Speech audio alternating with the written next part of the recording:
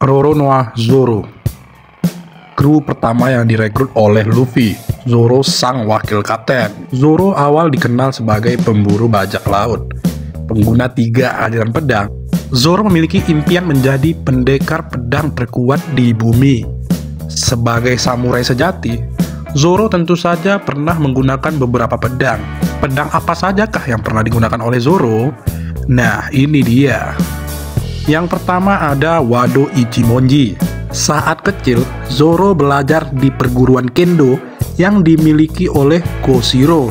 Saat kecil, Zoro menggunakan 2 pedang.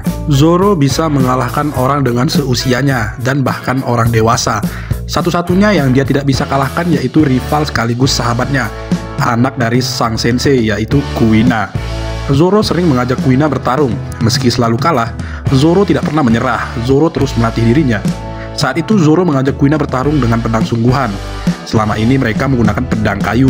Kuina meminjam pedang ayahnya yaitu Wado Ichimonji.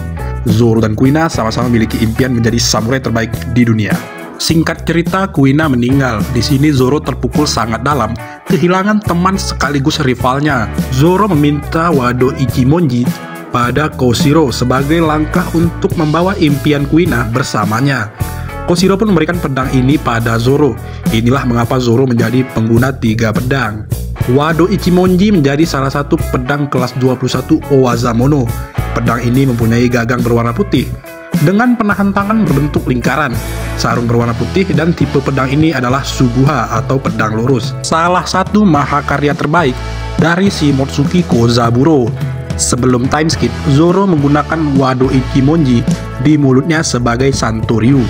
Pedang ini sangat kuat. Saat melawan Mihawk, hanya Wado Ichimonji yang masih aman. 2 pedang Zoro hancur, mengingat Mihawk bahkan bisa memotong gunung es.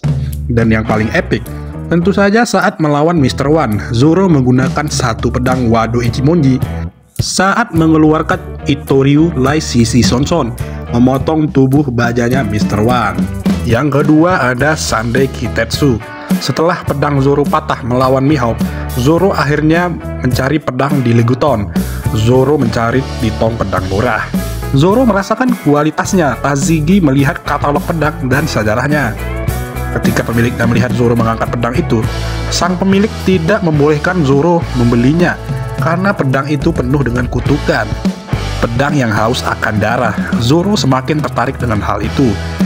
Zoro mempertaruhkan lengannya dengan melempar pedang itu ke atas. Dan ternyata Zoro memenangkan pertaruhan itu. Sandai Kitetsu dibuat oleh Tenguyama Hitetsu, adalah salah satu ahli pedang terhebat di Wano.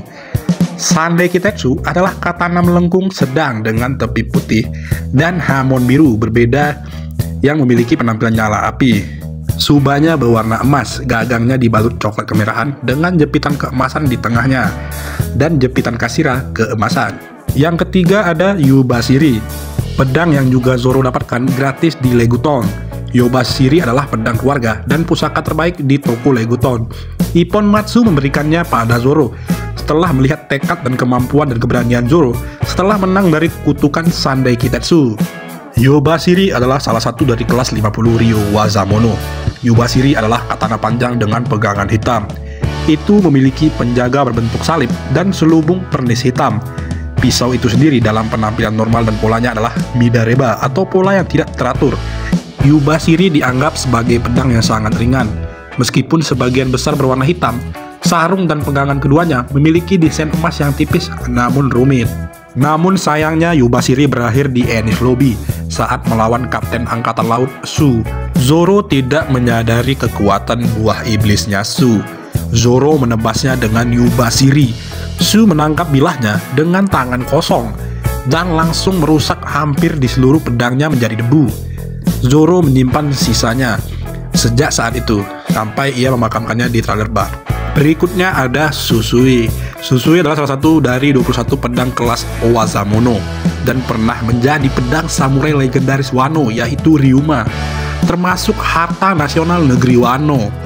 Setelah kematiannya, Susui dimakamkan bersama jasadnya Ryuma.